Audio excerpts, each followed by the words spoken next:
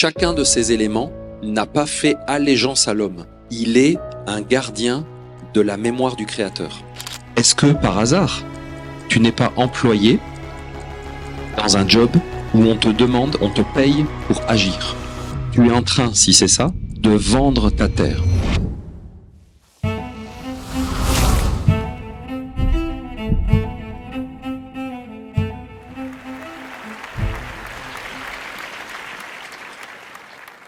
Bonsoir à tous. Donc, ok, c'est comme ça. Ça va bien? Merci d'être venu. Je suis venu de loin, hein. Je pense pas qu'il y ait quelqu'un qui vienne de plus loin que moi ce soir, mais...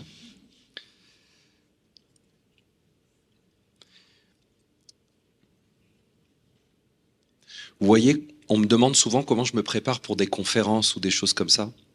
En fait, c'est très simple, c'est que... Alors là, on a un sujet, il y a un sujet imposé, mais enfin, en général, il y a un sujet. Et je pense à vous.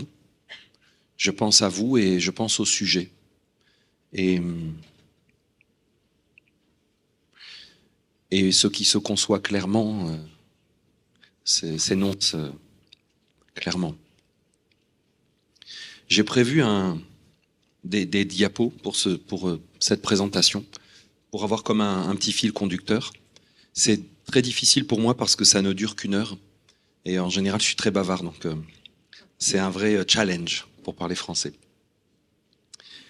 Donc je pense que je clique comme ça, c'est ça, oui. Donc j'ai fait ça bien, hein, professionnellement, avec les points qu'on va voir ensemble. J'étais censé me présenter, mais Raphaëla l'a fait. Ce qu'elle vous a pas dit, que j'avais mis dans la présentation sur le site du forum, c'est que je suis aussi prêtre essénien. Et ça veut dire que à un moment donné de mon chemin, j'ai souhaité être au service. Et c'est pour ça que vous me voyez faire tout ce que je fais, c'est que moi, normalement, j'ai une vie normale, simple, anonyme. Je me balade pas comme ça et je suis pas tout le temps devant une caméra, c'est pas forcément facile. Mais à un moment donné, je me suis mis au service et c'était une évidence pour moi que ma mission est de communiquer, de transmettre. Et on peut pas avoir un don sans le partager, en fait. Si vous avez un don, ne laissez personne et ne laissez aucune circonstance vous empêcher de l'exprimer. Même s'il vous semble parfois que vous avez une vie qui ne vous permet pas de le faire, trouvez une façon de le faire. Parce que, tu sais, c'est la parabole, c'est pas la parabole, c'est le moment de l'histoire de Jésus où quelqu'un le touche, dit « Qui m'a touché ?» Et le jeune homme lui dit « C'est moi, ô bon maître ». Et Jésus lui dit « Mais pourquoi tu m'appelles bon, moi ? Pour me flatter, tu as quelque chose à me demander ?» Il n'y a que Dieu qui est bon.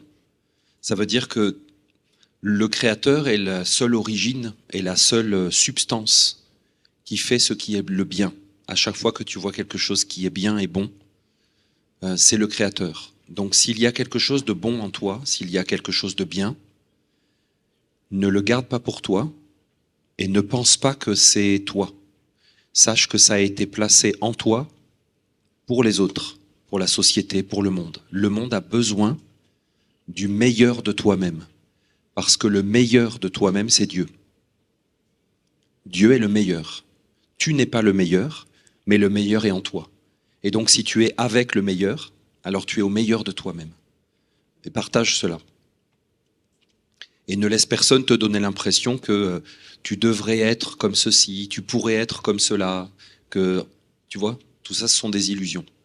Cherche simplement ce qui est bon à l'intérieur de toi, ce qui est bien, même une petite chose, hein. Évidemment, ceux qui tiennent des discours comme ça sont toujours sur une scène avec un micro, sur une chaîne YouTube. Alors forcément, ça semble lointain, mais c'est pas ça. Peut-être que tu as eu la chance, comme moi, d'avoir une grand-maman qui était bonne, d'avoir une bonne grand-mère qui avait des bontés. Elle n'était pas forcément parfaite, mais elle avait des bontés. Un grand-père, peut-être tes parents, peut-être quelqu'un que tu as connu et qui est cher dans ton enfance parce qu'il t'a appris quelque chose de bien. Tu vois, je parle de ce genre de bien. Je ne parle pas de choses extraordinaires qu'on met sur YouTube ou dont on parle sur scène. Hein. Donc s'il y a quelque chose à l'intérieur de toi qui est bien, sache que c'est Dieu. Et cette partie de Dieu, donne-la aux autres. C'est juste ça qu'il faut faire dans la vie. Alors, le sujet imposé d'aujourd'hui, qui m'a fait tellement réfléchir, en réalité c'est un sujet piège parce que c'est tellement vaste et tellement profond, tellement essentiel. Je voulais qu'on s'entende un peu sur les mots.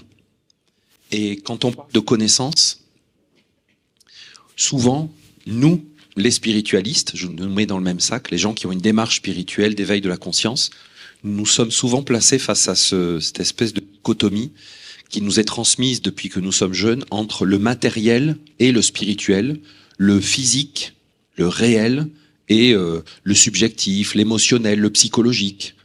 Et on nous a mis dans cette espèce de division pour nous gouverner en réalité.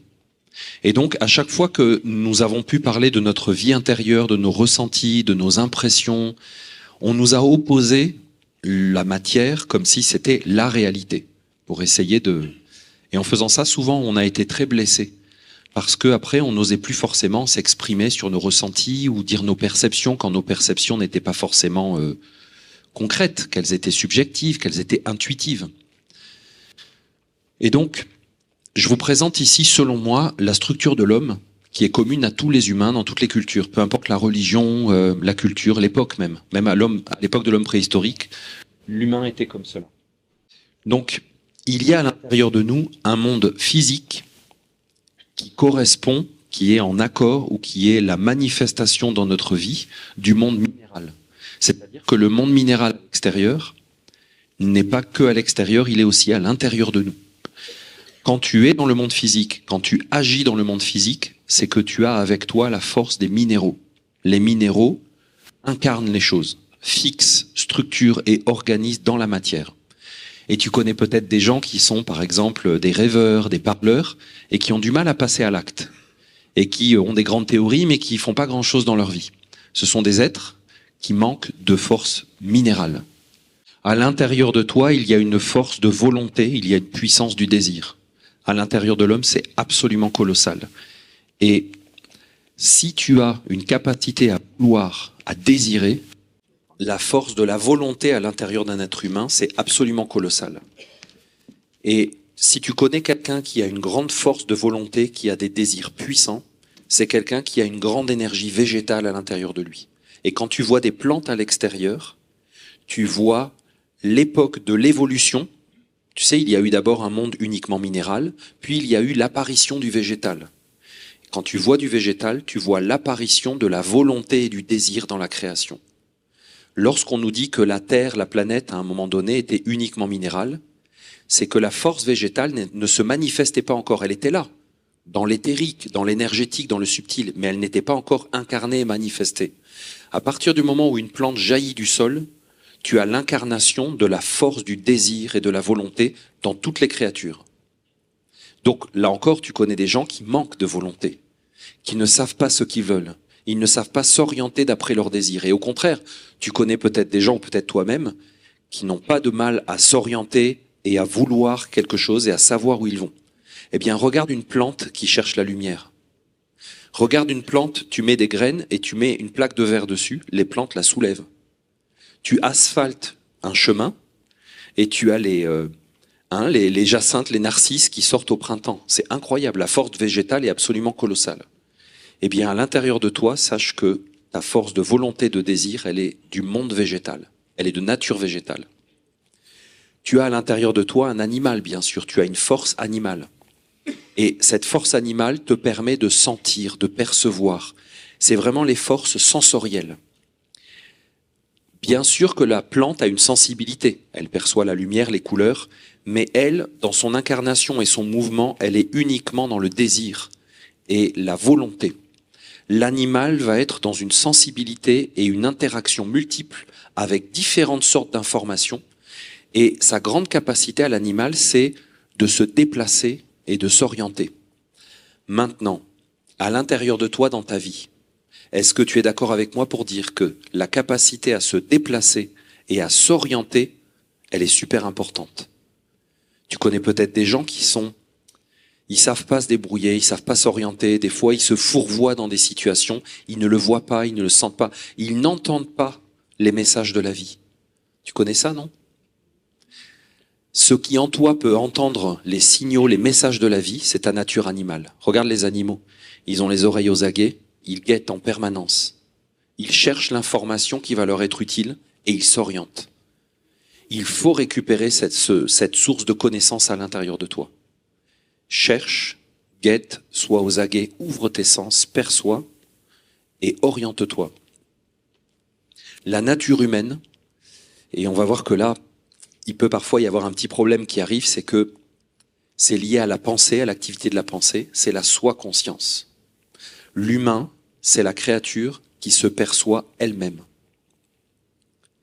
Et ça, vous voyez, vous connaissez peut-être des gens qui s'écoutent parler, qui se regardent vivre, qui regardent leur nombril, qui s'observent, qui sont trop conscients d'eux-mêmes, au point de devenir faux et de ne plus réussir à être authentiques et vrais. Ils perdent leur capacité à être authentiques à force d'être conscients d'eux-mêmes et de leur apparence avec les autres. Vous en avez vu des gens comme ça, et ils sont perdus. Dans les gens qui sont célèbres, les artistes, c'est très fréquent, puisqu'un artiste, forcément, son défi, c'est d'être conscient de ce qu'il projette comme image, de ce qu'il projette comme énergie, tout ça. Il doit avoir la soi-conscience de ce qu'il projette. Et donc, très facilement, il va être pris à son propre jeu. Et vous avez beaucoup d'artistes qui ont du succès, qui ne savent plus qui ils sont. Tellement ils sont dans la projection de leur image et dans l'observation d'eux-mêmes. La pensée, c'est la soi-conscience. D'ailleurs, vous connaissez des gens qui sont... il n'y a pas la lumière à tous les étages, on va dire. Ils pensent pas beaucoup et ils sont pas vraiment conscients d'eux-mêmes. Peut-être même ils sont très inconscients de ce qu'ils projettent et de ce qu'ils font aux autres. Et vous trouvez ça difficile. Ce sont des gens dont la nature humaine n'est pas suffisamment développée. Donc, tu as des sources de connaissances qui sont objectives, mais tu as aussi des sources de connaissances subjectives, immatérielles, intuitives, énergétiques, subtiles, sensorielles. Mais là où ça se corse, c'est que, peut-être ça t'est déjà arrivé, à un repas de famille, avec tes cousines, tes cousins, tes frères, tes sœurs, vous avez vécu la même scène, vous avez entendu les mêmes paroles. Pourtant, quand vous en reparlez, vous n'avez pas du tout eu la même impression, le même feeling, vous n'avez pas tiré les mêmes conclusions. C'est étrange, non? Comment vous expliquez ça? Où est la connaissance alors? Est-ce qu'elle est objective?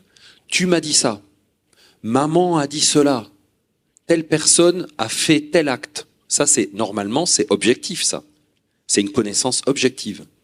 Mais tu as vu le traitement à l'intérieur, subjectif, qui peut se rajouter. Donc, nous avons des sources de connaissances objectives et subjectives. Même dans l'objectif, il peut y avoir de l'artificiel.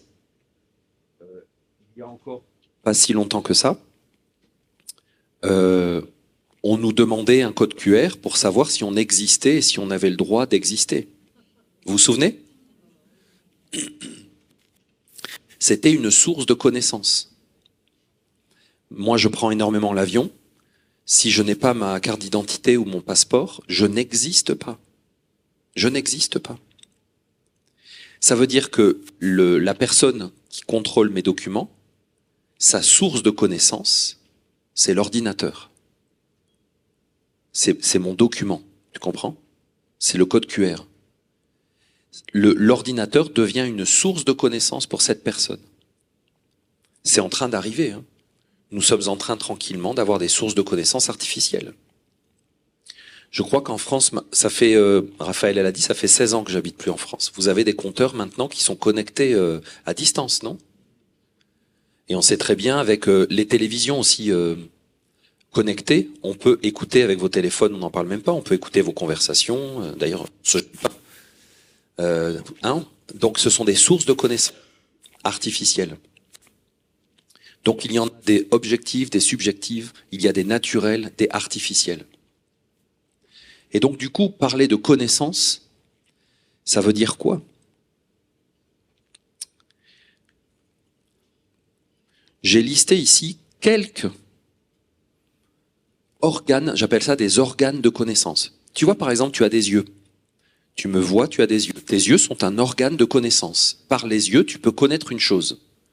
Mais s'il y a un sourd parmi nous, qui m'entend quand même, Il pourrait nous dire, quand il te manque le son, il te manque une partie de l'information. Non? Ou s'il y a un aveugle parmi nous, il va dire, moi j'entends parfaitement, mais je n'ai pas l'image. Donc il me manque une partie de l'information. Ainsi, nous avons à l'intérieur de nous de multiples sources de connaissances. Nous avons bien sûr nos 5 sens, mais il y en a qui sont plus subtils. Vous voyez par exemple, le lieu où tu vis est une source de connaissances, il va conditionner ta façon d'être au monde et ta sensibilité au monde. Je ne sais pas s'il y a parmi nous des gens qui ont voyagé loin de chez eux. Eh bien, c'est étonnant, les gens n'ont pas forcément la même sensibilité au monde. Ils ne sont pas sensibles de la même manière aux mêmes choses. Non? Je reviens d'Égypte, et je pense que s'il y a des Suisses qui voyagent en Égypte, ils vont trouver que les Égyptiens n'ont pas la même sensibilité, par exemple, aux déchets, aux détritus et aux poubelles.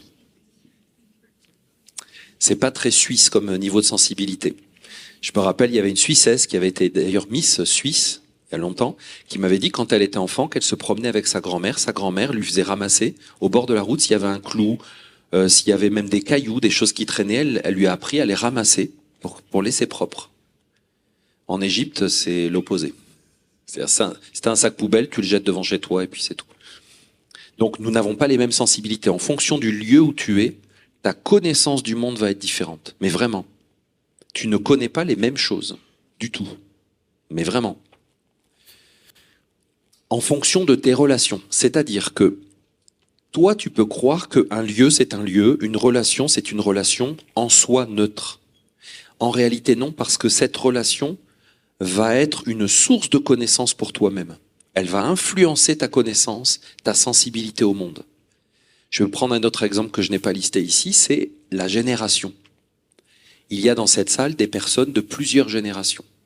Et pour les vieux comme moi, vous avez remarqué comment les jeunes... Mais oui, je suis vieux. Je suis assez vieux en tout cas pour voir que les jeunes ne sont pas comme moi. Ils n'ont pas la même connaissance des choses, ils ne portent pas attention aux mêmes choses, ils n'ont pas nécessairement les mêmes valeurs, les mêmes priorités, même la même sensibilité. Or, la connaissance, c'est une sensibilité au monde. En fonction de ta sensibilité, tu vas connaître une chose ou ne pas la connaître. Donc, il y a à l'intérieur de toi plusieurs sources de connaissances. Regardez maintenant la sphère des sentiments. Vous êtes d'accord avec moi pour dire que si vous avez des traumatismes, des blessures, par exemple dans votre enfance, votre façon au niveau des sentiments de connaître la vie, de connaître les autres, va être énormément teintée, déformée par vos blessures, non?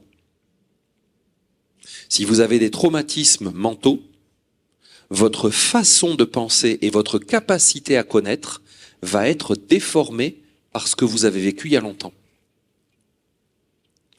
Donc, ces capacités, ces organes de connaissance que nous avons, fonctionnent comme des récepteurs, mais aussi des filtres. Ils vont filtrer le genre de connaissances que vous pouvez acquérir. C'est ce qui fait que des fois, certains de vos amis vivent des situations, pour vous c'est clair. Vous pouvez leur faire la leçon, mais regarde, tu vois pas, il y a ça et ça et ça et ça, donc ça veut dire ça, il faut que tu comprennes ceci, le message de la vie est très clair. Et lui ne comprend pas du tout la même chose que vous. Parfois même, il comprend rien du tout. Et vous vous dites, mais comment est-ce qu'il peut ne rien comprendre? C'est tellement clair ce qu'il vit. C'est énorme les signes que la vie lui envoie et tout ça, non? Lui, il comprend rien. Vous lui dites, mais tiens, lis ce livre, regarde, ça explique tout. Pourquoi tu as cette maladie? Pourquoi tu as vécu ce problème? C'est lié à ça et ça et ça. Mais il ne comprend pas. Il y a à l'intérieur de lui des filtres qui l'empêchent de connaître. Donc, nos capacités de connaissance sont en partie artificielles, fabriquées, culturelles, générationnelles, sociales, personnelles, karmiques, tout ce que vous voulez. Donc, en partie, notre capacité à faire l'expérience de la vie n'est pas totale, n'est pas neutre, elle est modifiée, elle est conditionnelle. Donc il ne suffit pas de s'asseoir en tailleur, d'allumer un bâton d'encens et de faire des haumes avec un bol tibétain pour tout d'un coup se dire « j'accède à une intuition pure, réelle, absolue et vraie ». Ce n'est pas suffisant. Tu pourras, si tu fais cela, avoir des inspirations, avoir effectivement des connaissances au-delà de ton activité habituelle, du mental, de la réflexion et tout ça. Mais ça n'est pas suffisant pour dire que tu peux être absolument certain. Et que même tu sais, tu connais tout. Tous les paramètres d'une situation. Pas du tout évident. Donc nous sommes en partie dans un environnement naturel relié à des forces naturelles, à la vie, et en partie, nous sommes amphibies, hein, l'être humain il est amphibie. En partie nous sommes artificiels, conditionnés. Et il nous est difficile d'avoir accès au réel. Bon, alors qu'est-ce qu'on fait maintenant? La méthode essénienne, elle est basée sur, comment on pourrait dire ça, hein, une supposition, une théorie. Cette théorie, c'est que la création, elle a été faite par un créateur. C'est un scoop. Ouais. Si tu vois une montre par terre, c'est que quelqu'un l'a fabriquée. Je sais qu'il y en a qui veulent s'obstiner à dire que non, mais... Donc c'est la théorie. La création a été faite par un créateur. Et que il y a une création naturelle, mais l'homme a la capacité lui-même de créer. L'homme est créateur aussi, à son échelle. Mais lui aussi peut créer ses réalités. Je reprends l'exemple de votre repas de famille avec vos cousines, vos sœurs, vos frères et sœurs de votre enfance. Vous avez créé votre propre récit de ce moment-là. Vous avez créé le récit de votre enfance. Vous avez vu, c'est quand même... Moi, je trouve que l'enfance, c'est un truc super évident à voir. Nous avons vécu la même enfance, quasiment, que nos frères et sœurs, mais nous n'avons pas du tout les mêmes souvenirs et le même vécu, en partie. Parfois oui, mais parfois pas du tout. Moi, en tout cas, avec mes frères et sœurs, c'est le cas. On est trois, on a vécu trois mondes totalement différents dans la même réalité. C'est pour ça, quand on est parent, faut se détendre. Hein. De toute façon, vos enfants vont vivre ce que eux vivent. C'est pas la peine de vous énerver. Vous ne pouvez, non mais sérieux, répétez-le vous. Hein. Vous ne pouvez pas contrôler ce qu'ils vivent, ce qu'ils perçoivent, ce qu'ils ressentent. Ça leur appartient à eux. Par contre, vous pouvez faire du mieux que vous pouvez de ce que vous aimez, vous, vivre. Le reste. Donc, il y a des places, hein, vous qui arrivez là, si vous voulez, il y a des places pour vous asseoir. Hein. La théorie essénienne, c'est qu'il y a une création engendrée par un créateur. Et que donc, cette création, elle est remplie de l'intelligence du créateur. Et que le créateur, alors là, je vais sûrement vous scotcher, hein, le créateur est vachement plus intelligent que n'importe lequel d'entre nous. Et ouais. Non mais, on est, vous voyez, on est un peu comme des marginaux ici, on est un peu en cachette de la société, on dit un truc de dingue. Hein.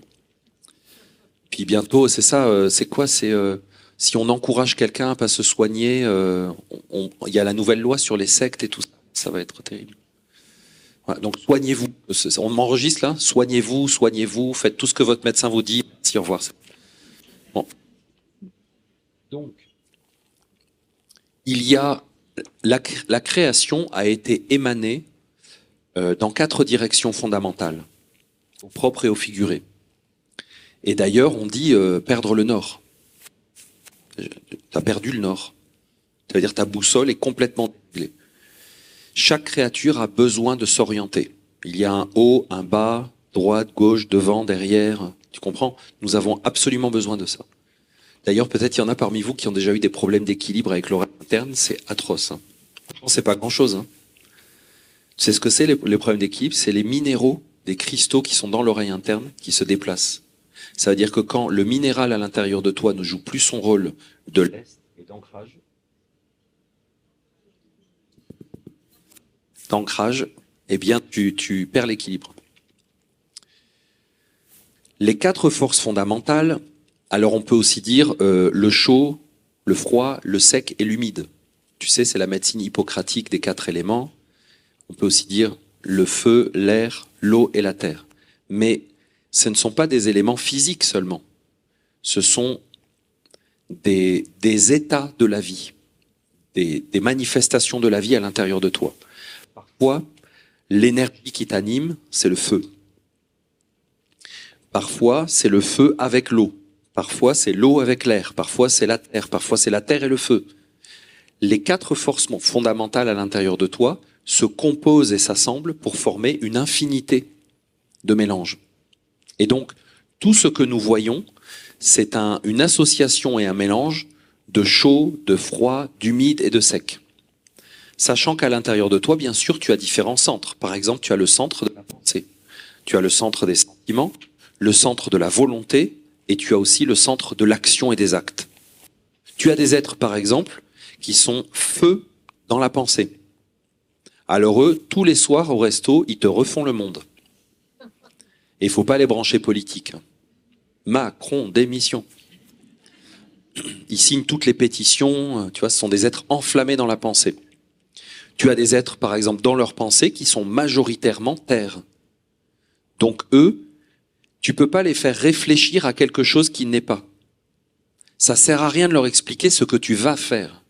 Il faut faire une chose, et une fois qu'ils sont là, ils vont même être très bons pour réaliser les choses. Mais il faut commencer, et il faut que ce soit existant.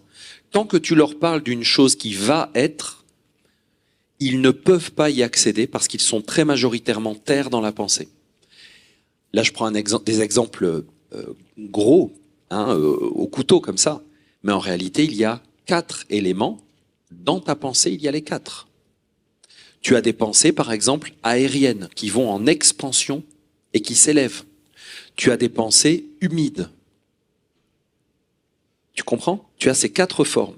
Donc tu as 3 centres principaux, la pensée, les sentiments et la volonté.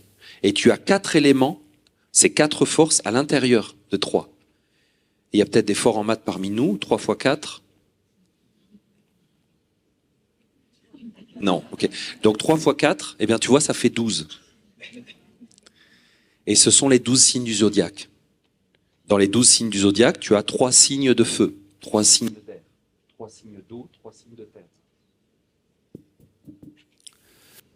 S'il y a un 3e micro, peut-être. J'ai épuisé les micros aujourd'hui. Donc, c'est la carte du ciel, par exemple, en astrologie. Quand tu passes le monde, tu passes par cette porte, à la fois le sexe de ta maman, mais qui est la porte du monde qui t'accueille. Et lorsque tu passes ce cercle, tu es entouré de 12 forces fondamentales qui sont en réalité les 4 éléments déclinés dans tes 3 centres. Et en fonction de leur mélange, tu as un type de personnalité. Tu as des gens, par exemple, qui sont très marqués par le feu. Ils ont du feu dans les pensées, du feu dans les sentiments, du feu dans les désirs. Aïe, aïe, que calor. C'est des dons juans. Ou des dons non genrés, en tout cas. Je sais pas. Je suis perdu, moi. En France, on n'ose plus rien dire, parce que c'est... Non, mais c'est vrai, après on se retrouve au tribunal. Donc, en fonction des éléments dans tes centres, tu as des types de personnalités. Vous voyez, c'est simple. En réalité, ces forces de vie sont tes moyens d'incarnation. C'est-à-dire que tu ne peux rien incarner sur la Terre sans passer par ces 4 éléments. Parce que quoi que tu fasses, quoi que tu dises, quoi que tu lances comme projet, quoi que tu envisionnes, quoi que tu imagines, quoi que tu veuilles, tu vas nécessairement avoir besoin de chaud, de froid, de sec ou d'humide. Nécessairement. Ça ne peut pas être autrement. Et bien sûr, ces 4 éléments sont 4 socles, 4 pieds d'un trône sur lesquels normalement fleurit le 5e, ce fameux 5e élément, cette quintessence. Mais il ne sert à rien de parler du 5e si tu ne connais pas les 4 et si tu ne vis pas avec les 4.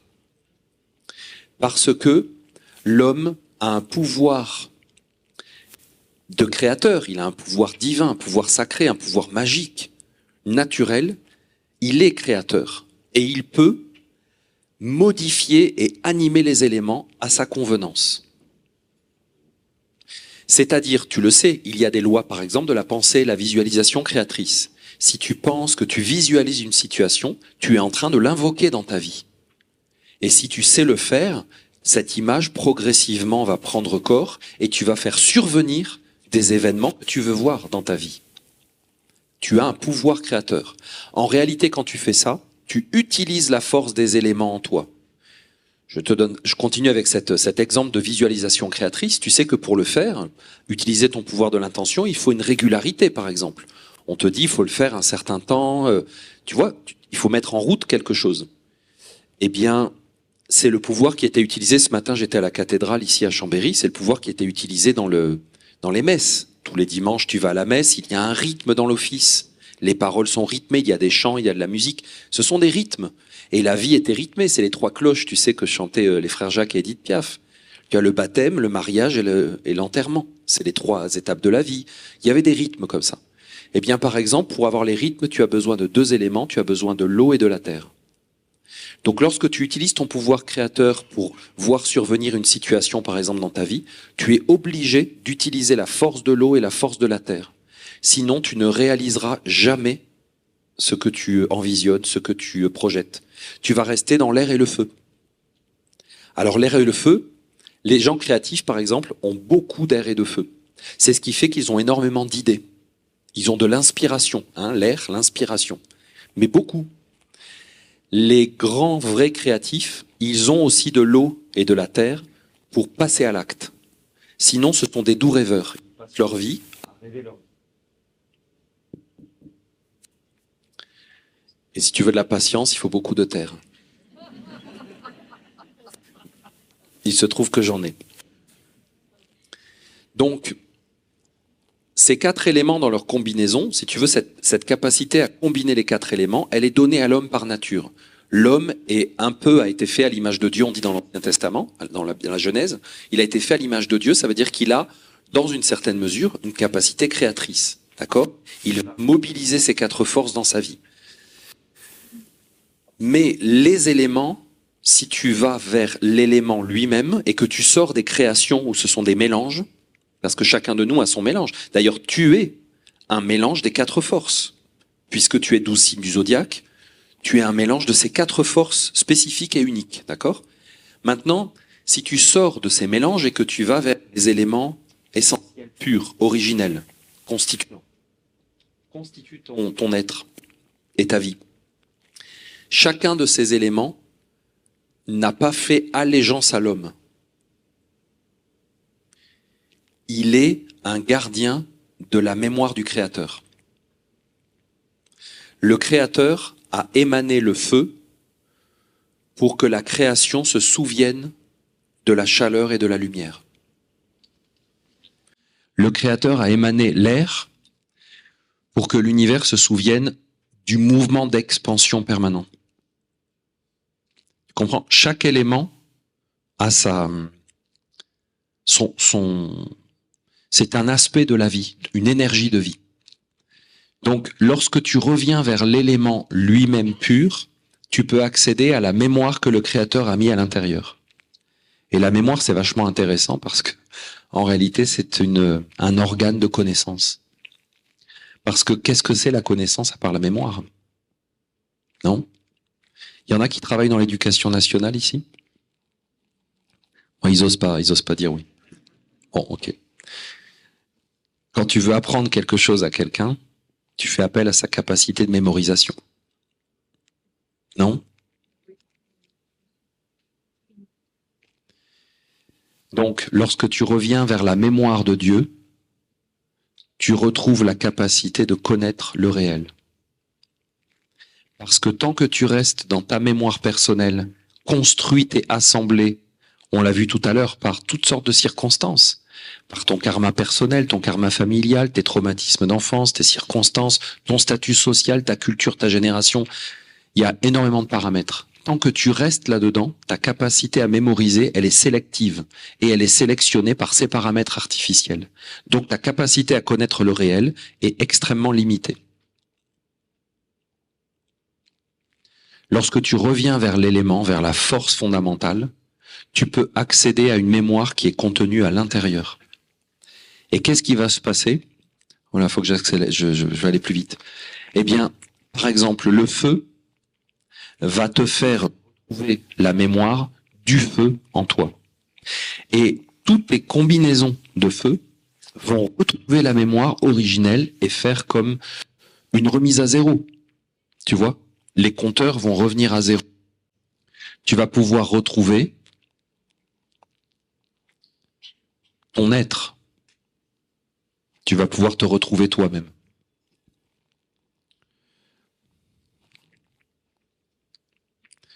Alors, j'ai noté ici quelques exemples.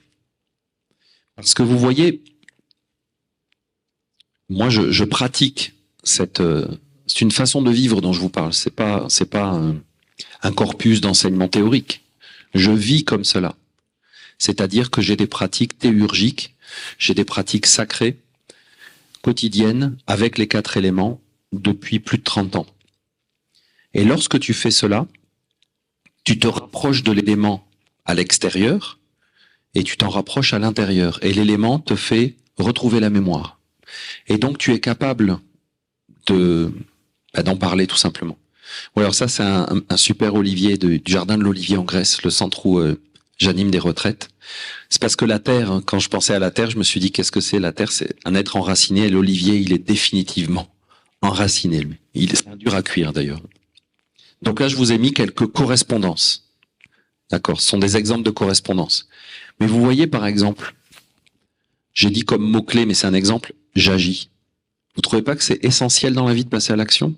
De savoir quand est-ce que tu dois passer à l'action? Quand est-ce que tu ne dois pas passer à l'action? Quelles sont tes motivations pour passer à l'acte? Eh bien, moi, je suis en train de te dire que lorsque tu es avec l'élément terre, c'est lui qui va t'impulser, te donner le sens de quand est-ce que tu dois passer à l'acte.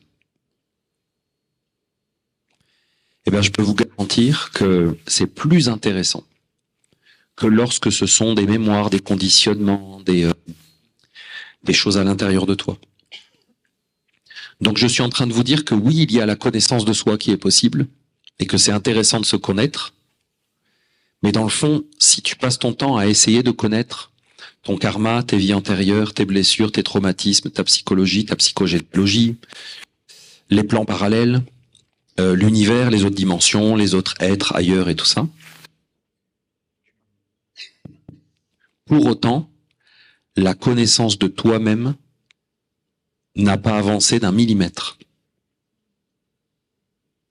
Parce que toi, tu vas me dire, et je te comprends, j'ai fait une régression, j'ai fait une psychanalyse, tout ça, et je me suis rendu compte que dans mon enfance, il y avait telle situation, et maintenant, je me connais mieux moi-même. Et moi, je te réponds, tu as été créé par Dieu avec 4 forces fondamentales. Tant que tu ne les connais pas et que tu ne vis pas avec, tu ne fais que connaître les conséquences de mélange artificiel, quelque part, de création humaine, et tu ne te connais toujours pas plus.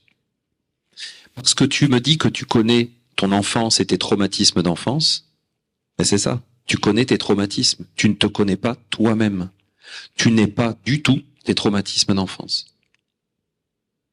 Alors ça t'explique, tu te dis ok, je comprends pourquoi j'ai ces comportements, ces peurs, tout ça, ces habitudes, à cause de mes traumatismes d'enfance.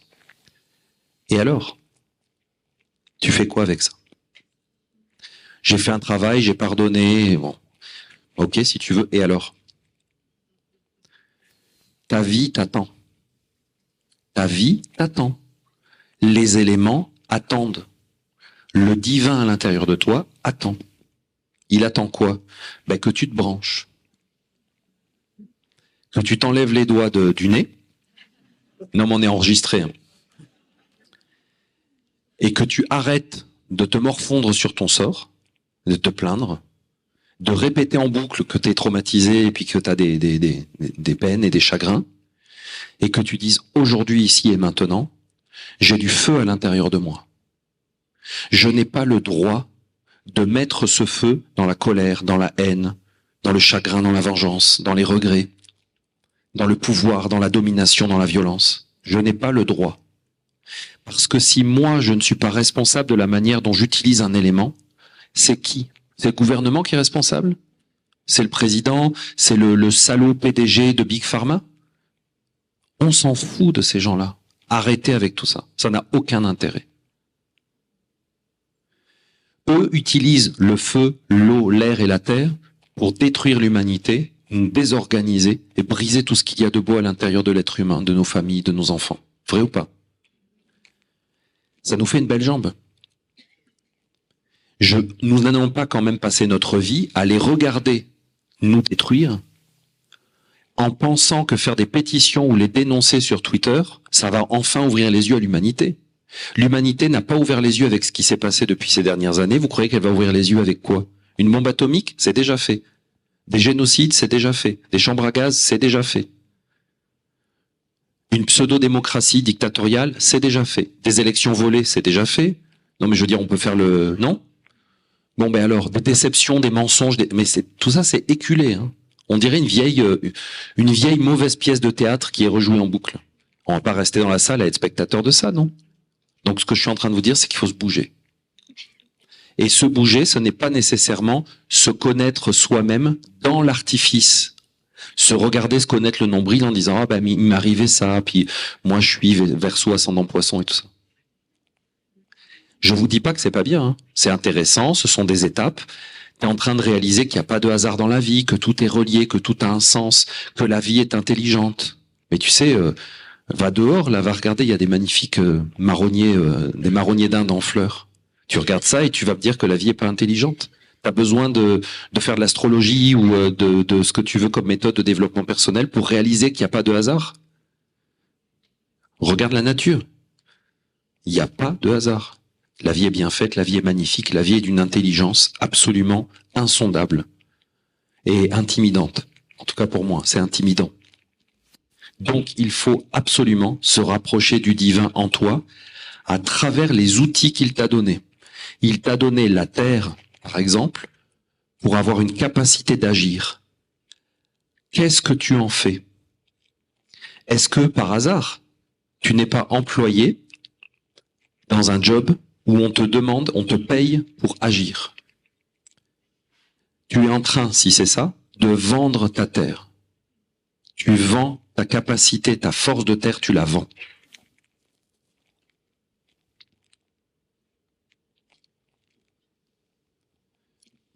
L'eau, non oui, ça c'est à côté du jardin de l'Olivier en Grèce aussi.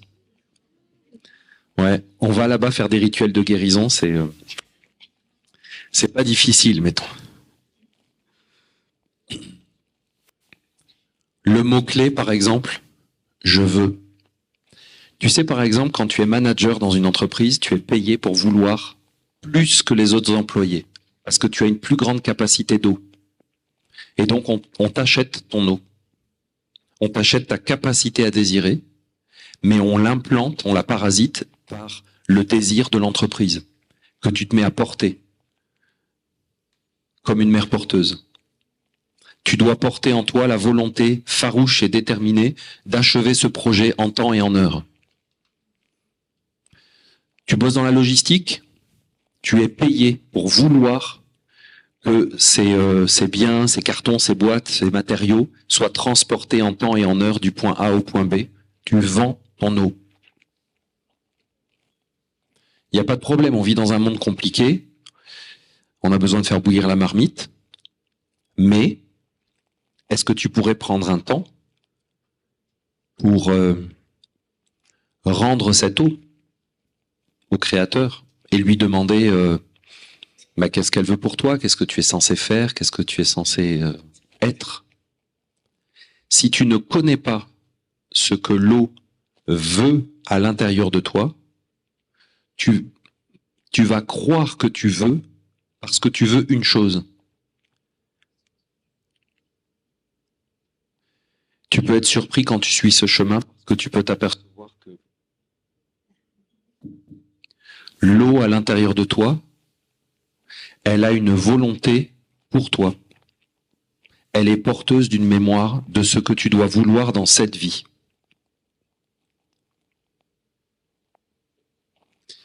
Et il arrive que ce que tu veux en vrai, c'est-à-dire ce dont l'eau a gardé, on parle de la mémoire de l'eau, hein, ce dont l'eau a gardé la mémoire pour toi, c'est complètement autre chose que la vie que tu t'es fabriquée.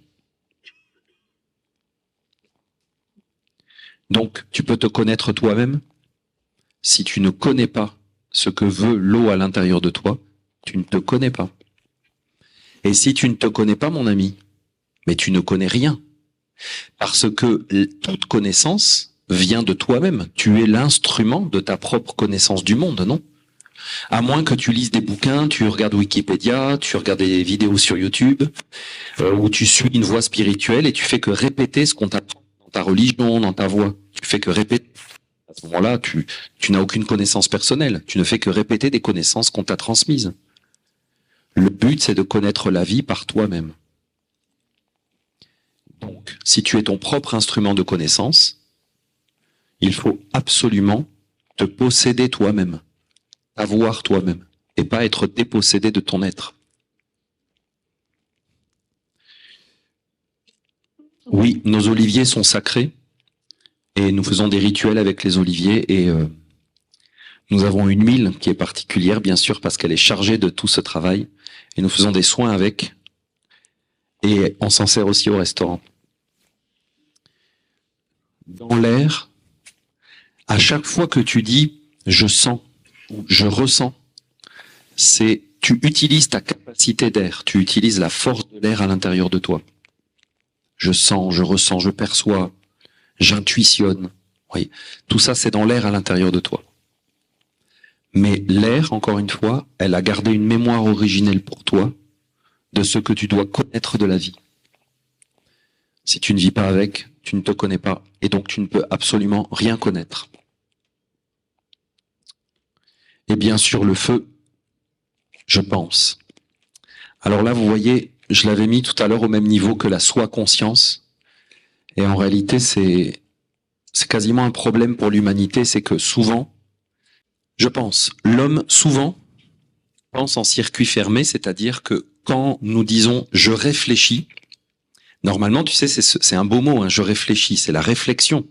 Normalement, nous devrions réfléchir la lumière de ce que les philosophes grecs, par exemple, appelaient l'intellect, c'est-à-dire la lumière de la conscience. Aujourd'hui, en spiritualité, on parle de la conscience. La conscience avec un C majuscule. Hein.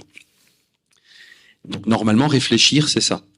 C'est-à-dire que nos pensées devraient venir d'une conscience supérieure.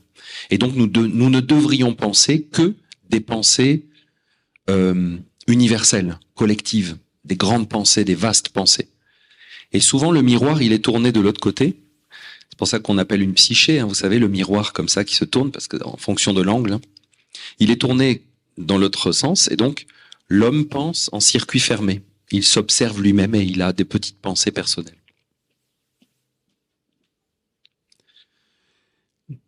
Donc, si tu travailles par exemple dans un métier intellectuel où tu es payé pour réfléchir, on te paye pour penser, pour faire des liens et pour cogiter. Eh bien, en réalité, on paye ton feu, on t'achète ton feu et ta capacité de penser. Encore une fois, il faut faire bouillir la marmite, d'accord, mais ce n'est pas suffisant.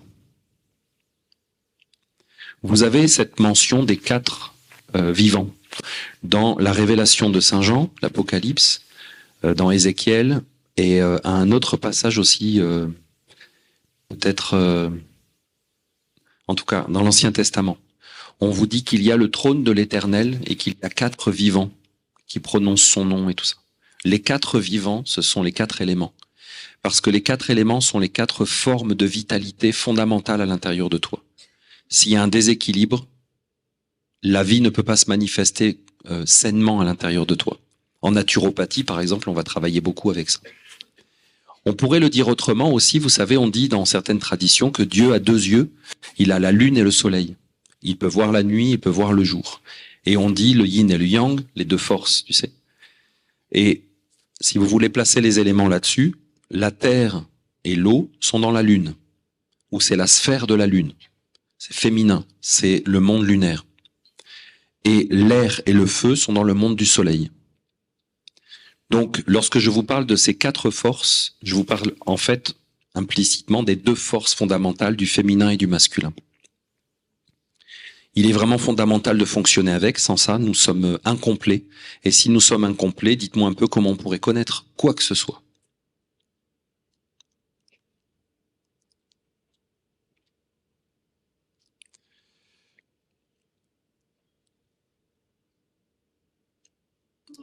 Écoutez, avant de passer à ma conclusion, c'est parce que c'est vraiment dur pour moi 1 heure.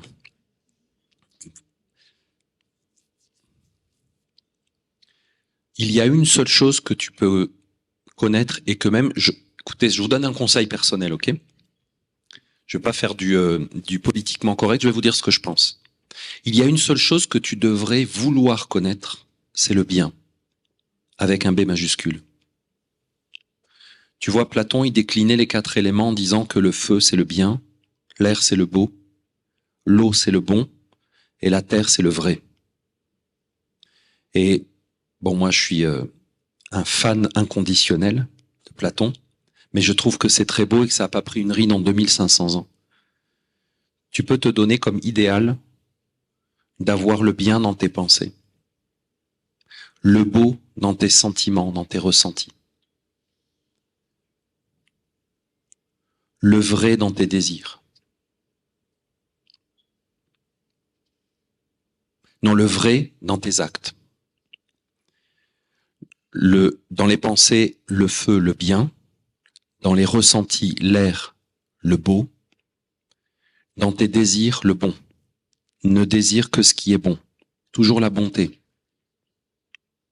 Tu sais, on dit qui aime bien châtie bien.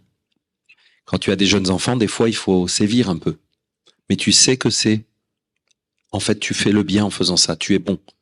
Il faut savoir le faire aussi. Donc tu vois, même quand tu as un désir, des fois, tu sais, tu as des relations qui sont plus ou moins claires avec certains amis ou dans certaines situations. Puis des fois, il faut un peu mettre les points sur les i.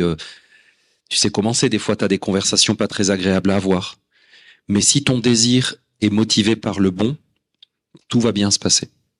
Parce que c'est juste. Parce que c'est vrai. Donc dans le feu, le bien. Dans l'air, le beau. Dans l'eau, le bon. Et dans la terre, le vrai. Soyez toujours vrai ou essayez d'être vrai.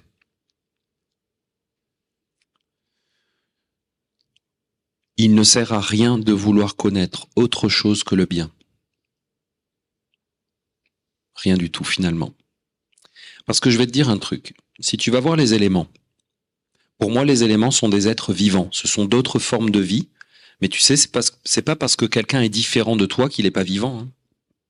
Je sais, il y en a qui me parlent d'être dans d'autres dimensions ou d'extraterrestres. Et je leur dis, mais tu sais, la Terre, elle est pleine d'êtres tellement différents de nous qu'on n'a pas besoin d'aller chercher sur d'autres planètes. Enfin, perso, moi, je vois un escargot, ça m'occupe déjà. Hein. Non, mais c'est vrai. Puis même des fois, ici, tu marches dans la rue, tu vois des drôles de zigotos, c'est Vénus ou Mars ou Pluton. Minimum. Pluton, des fois, c'est assez infernal.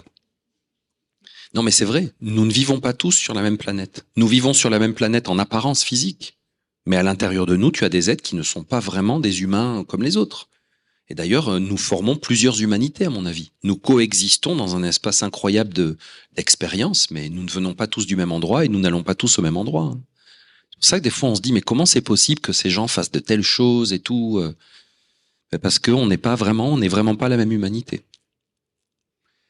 Donc, je vous disais que les éléments sont des formes de vie réelles avec lesquelles tu peux dialoguer, tu peux communiquer, avec lesquelles tu peux vivre. Ce sont même tes meilleurs conseillers dans la vie. Et si tu vas les voir, tu vas être surpris et peut-être un peu déstabilisé parce que toi, tu peux leur raconter tout ce que tu connais. Moi, je vous dis ça, je suis un intello de base. Hein. Moi, j'ai été bourré, biberonné aux encyclopédias universalis et tout ça. Moi, je lisais le dictionnaire Larousse pour m'amuser. Et quand tu vas voir les éléments, mais c'est terrible parce que tout ça n'est rien du tout. Ça n'a aucune réalité, aucune existence. C'est étranger à la réalité, au monde. Et quand on t'enlève tout ça, toutes tes certitudes, tout ça, tu t'aperçois qu'il reste plus grand chose. Et qu'en fait, tu ne te connais pas au-delà de tout ça. Et cela est valable même pour ce que nous appelons la connaissance de soi. La connaissance de soi par rapport à la mémoire divine dans l'air, l'eau, le feu, la terre. La connaissance de soi, c'est poussière qui retourne à la poussière. Ça n'est rien du tout. Alors, tout de suite, tu vas me dire, oui, mais ce que tu dis, ça incite au déni. Tu vas être dans le déni d'un traumatisme, par exemple, parce que tu vas dire, bah oui, je me suis fait abuser, mais c'est pas grave parce que c'est rien du tout, c'est de la poussière. Donc je nuance tout de suite. Simplement, tu sais, tu as une lumière. Elle te semble super intense. Je sais pas moi, tu t'achètes la méga lampe torche sur Wish, tu sais, à 1 €. Elle te semble super. Simplement, quand le soleil se lève, ta lampe torche, elle n'éclaire plus rien. Et bien de la même manière, tu peux avoir une connaissance sur toi-même par rapport à la mémoire divine qui est engrammée dans les 4 éléments pour toi, ça n'est rien du tout. Et ça n'a bien souvent aucune importance. Tu pourrais avoir eu un parcours de vie complètement différent. Ça ne ferait aucune différence pour ta mission d'âme et ton incarnation. Alors toi, tu peux faire des liens, tu vas dire il n'y a pas de hasard, ça a un sens et tout ça. Ne va pas chercher de connaissances dans l'artificiel, dans les circonstances. Sinon, les circonstances vont engendrer la mémoire de ta prochaine vie ou de tes prochaines journées même, de tes prochaines expériences. Et tu vas passer d'une expérience à l'autre, de circonstance à l'autre, sans jamais retourner à la mémoire originelle. Vous m'avez demandé comment ça se fait qu'il y a des égrégores qui peuvent être comme usurpés et qui peuvent tout d'un coup engrammer de fausses mémoires. En me disant comment c'est possible que dans la nature, on puisse mettre de fausses mémoires. Il n'y en a pas. À partir du moment où des mémoires artificielles sont engrammées, ce n'est pas dans la nature. Ce sont dans des mondes intermédiaires. Vous avez par exemple des lieux qui ont une charge énergétique très négative. Ce sont des lieux où il s'est passé des choses et tout ça. Ce n'est pas la nature qui engramme ça. Ce sont des mondes intermédiaires dans lesquels c'est engrammé. Et donc la méthode essénienne, c'est de descendre en dessous de tout ça, de remonter avant tous ces événements, parce que la création est sous-tendue par une matrice naturelle constituée de 4 éléments qui gardent la mémoire fondamentale de la création, pure, inviolée. Vous voyez, au mois de mai, on rentre dans le mois de Marie. Et le mois de Marie, c'est l'opportunité de faire un travail sur l'âme, la virginité de l'âme, la page blanche, de remonter à l'origine, au commencement des temps. C'est très important toutes les années de revenir à l'origine comme ça. C'est super important. Vos corps énergétiques ont énormément besoin de ce travail. On appelait ça aussi l'éternel printemps, par exemple. La floraison, tous ces mystères-là. Il faut faire ce travail de toujours remise à zéro. Oubliez tout ce que vous avez appris. Oubliez. Tout ça n'a aucune réalité, n'a aucune importance. Oubliez tout ce que vous avez vécu. Parce que pour porter Dieu et pour enfanter Dieu, il faut être vierge de toute transmission humaine. C'est le message, si tu veux, de la Vierge Marie, de Jésus qui aurait été conçu sans père. C'est un message initiatique. Il y a à l'intérieur de toi une capacité à renaître sans portée de transmission. Cette capacité te vient des 4 éléments, mais il faut retourner vers eux.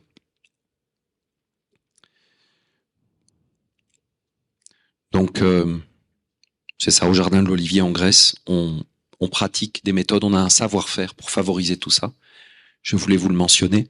Je voulais aussi vous mentionner le traité de médecine sacrée qui condense énormément de principes fondamentaux et que j'ai écrit après des années de naturopathie où j'étais complètement désespéré de la nullité profonde de l'enseignement sur la santé, malgré l'efficacité des remèdes et des méthodes. Mais il y avait absolument zéro enseignement sur la santé. Je trouvais ça pathétique. Donc j'ai écrit le livre où je trouve qu'il y a vraiment des choses fondamentales. Et le livre Guérison par les 4 éléments, qui reprend énormément de choses que j'ai partagées avec vous ce soir, sur les 4 éléments, où est-ce qu'ils se positionnent à l'intérieur de toi, comment faire, qu'est-ce que tu peux faire pour travailler avec. Et bien sûr, dans ces retraites en Grèce, nous travaillons corps, âme, esprit, avec le sacré, avec des soins, des onctions, avec des mouvements conscients. Il y a toute une partie de travail avec le corps, parce que le corps engramme énormément d'énergie. Il faut travailler le corps. Je sais qu'en spiritualité, facilement, on nous dit qu'il faut décoller, qu'il faut aller dans les mondes subtils.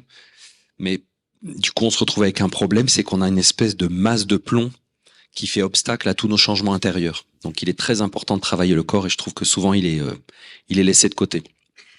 Donc ça, ce sont les retraites pour cet été. Il y a la médecine sacrée, la pratique. Et puis il y a des retraites pour travailler avec les 4 éléments et puis une retraite intensive de 21 jours. C'est genre, tu sais, lavage, cycle long, 90 degrés, ting, avec prélavage. Prélavage, lavage, essorage intensif, 1000 tours minute, ting, voilà, c'est 21 jours. Donc si tu viens, préviens ton entourage que probablement on ne te reconnaîtra pas, dans le bon sens du terme. C'est un nettoyage profond et des retrouvailles avec soi-même. Alors voilà, je vous laisse avec ça. Je vous remercie beaucoup de votre attention. J'espère que j'ai pu vous parler de la connaissance avec un autre regard. Le savoir originel existe, il est là. Ne cherchez rien d'autre dans votre vie que le bien. Gardez cette concentration parce que tout un tas de marchands d'illusions spirituelles veulent vous donner des connaissances qui ne vous amèneront nulle part, mais qui vous donneront un sentiment d'existence. Demandez le royaume de Dieu et tout le reste vous sera donné par surcroît. Le royaume de Dieu, c'est le bien, c'est tout. C'est pas le royaume de Dieu de quelqu'un. C'est juste le bien pour toi aujourd'hui, parce que tu es une créature et qu'il y a un créateur. Merci de m'avoir écouté.